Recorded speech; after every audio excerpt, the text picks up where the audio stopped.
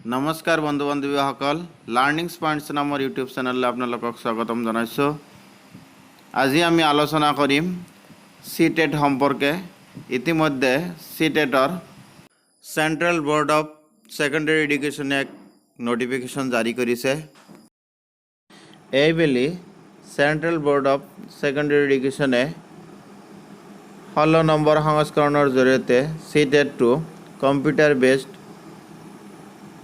Test পতাৰ সিদ্ধান্ত গ্ৰহণ কৰিছে, যেটো গোটেই দেশজুৰি 20টা ভাষাতে এই এক্সামটো হ'ব আৰু 2022 চনৰ ডিসেম্বৰ মাহত এই পৰীক্ষাটো অনুষ্ঠিত কৰিব।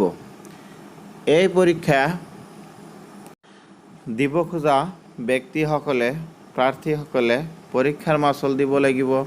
যদি পৰীক্ষাৰ্থীসকলে কেৱল এলপি বা ইউপি পৰীক্ষা দিয়ে বা দিব খোজে তেন্তে জেনাৰেল কাষ্ট আৰু ওবিসিৰ প্ৰাৰ্থীয়ে 1000 টকা দিব লাগিব আৰু এসসি এসটি আৰু ডিজেবল ব্যক্তিসকলে 500 টকা দিব লাগিব।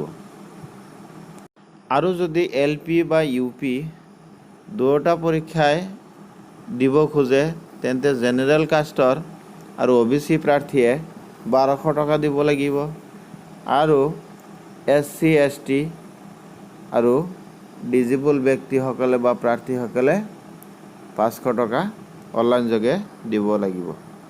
ইয়াৰ পিছৰ ভিডিঅ'টোত মোবাইলৰ দ্বাৰা কেনেকৈ আপোনালোকে ঘৰতে বহি ফটো ৰিচাইজ কৰি ডকুমেণ্টবিলাক স্ক্যান কৰি